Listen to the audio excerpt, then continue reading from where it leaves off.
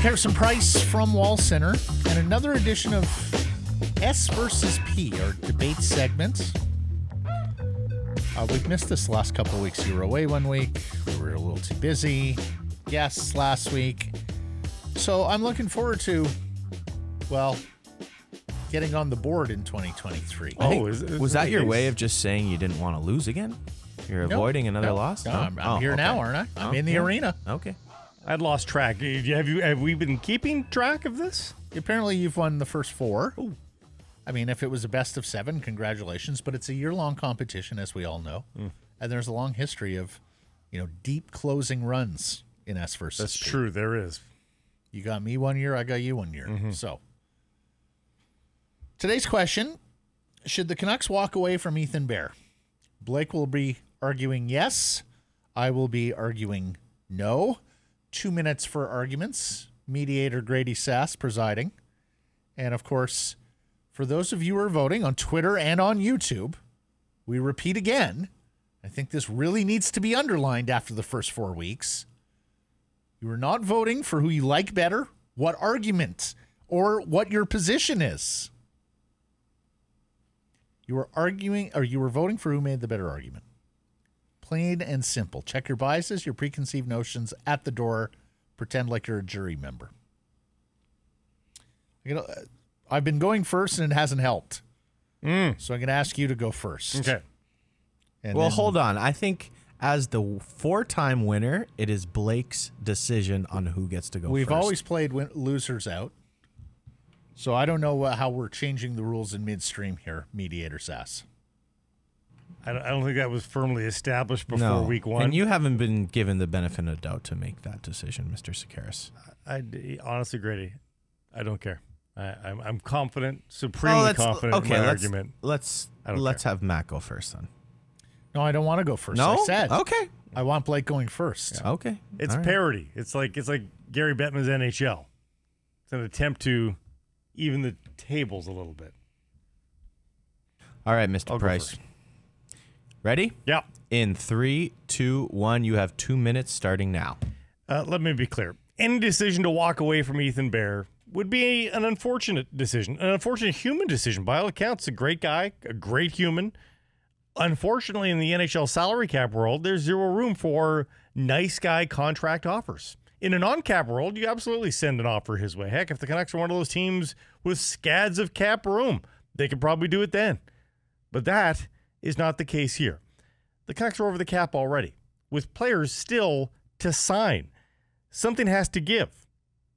Give being the operative word here of the offseason, because the Canucks are unable to just give away players to create said salary cap room. The NHL is a sealed system. And as much as Ethan Bear can be an asset, he's a nice player in a position of need. The loss of his skill versus the loss of the cap dollars is almost equal. And that's assuming that he comes back on time and returns as the player you thought him to be.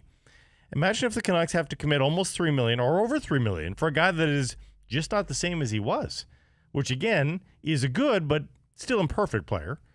This would be a great example of a player you could double back on later in life and maybe make it work then. But right now, Bear represents a chance to just delete cap space with little to no damage on the on-ice product, especially considering he'd only play a half a season. It's cleaner. It's easier. You walk away. Promote from within or sign a minimum wage alternative. A guy like Kyle Burrows, local guy who done good last season. You walk away from Ethan Bear.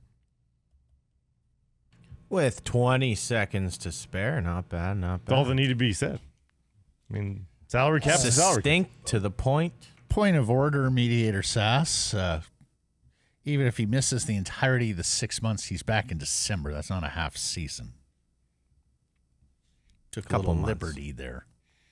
Oh, this is not errors and omissions. So, are you ready to go? Well, Matt? it is incumbent on him to make a 35 accurate games. 35 games. Argument. Again, I mean, being back means like being back for 24 games. Like 24 games of is the like season at most. November. Nevertheless, honestly.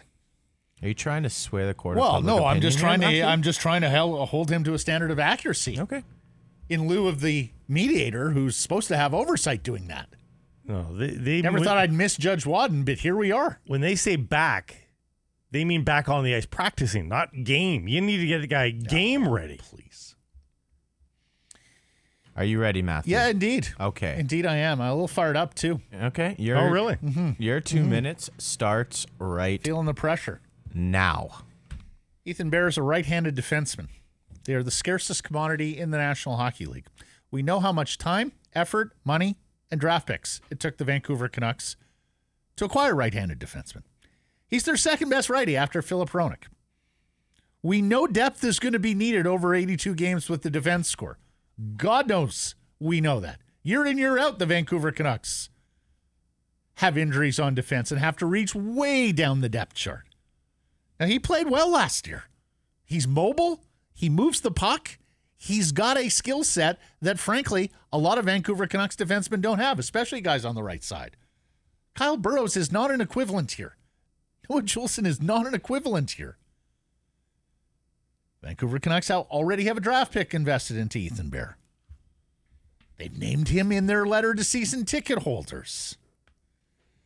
Of course, they can put him on LTIR to start the season and exceed the cap. He actually may prove useful in that regard. And there's a fair bet that they're going to get him at their price now because he's a little vulnerable, knowing that this injury is going to hurt his market if he goes to free agency. Of course, if they walk away from him, they have to replace him. So where are you going there? It's a very weak free agent crop. The right-handed guys are at best third pair guys. Bear can play second pair minutes. Trading for another right-handed defense would cost you yet another asset. Assets they don't have. Then there's the reputational hit of abandoning a guy who got hurt at the Worlds. It's not going to play well with agents, clients, maybe not even their room.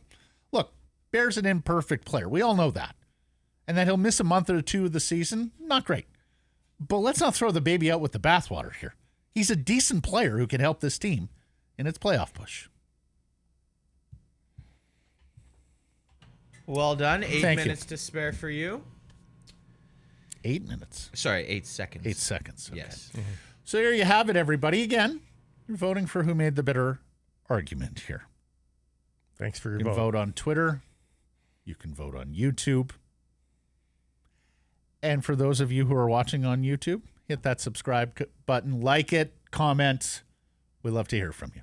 Roast Matt. No. Take You're supposed to be the ownership neutral overseer of all this. That's it. I'm calling in Wadden for the next segment. objection. It's happy hour on Sekeres and Price. Today's beer of the day from Yellow Dog is the Retriever Golden Ale.